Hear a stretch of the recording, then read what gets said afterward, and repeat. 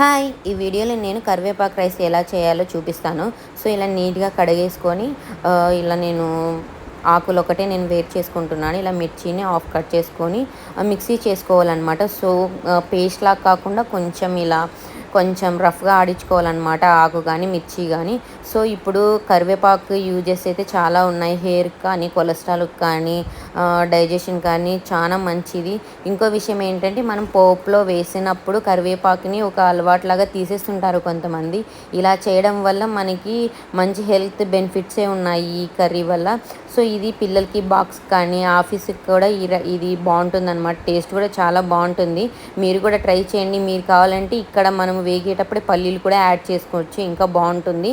So, ఇక్కడ నేను కలుపుకుంటున్నాననమాట. Morning ఇది బ్రేక్‌ఫాస్ట్ లాగా నేను ప్రిపేర్ చేశాను. టేస్ట్ కూడా అదిరిపోతుంది. సో, మరిన్ని వీడియోస్ కోసం మన ఛానల్ సబ్స్క్రైబ్ చేయండి. వీడియో నచ్చితే లైక్ చేయండి, షేర్ చేయండి.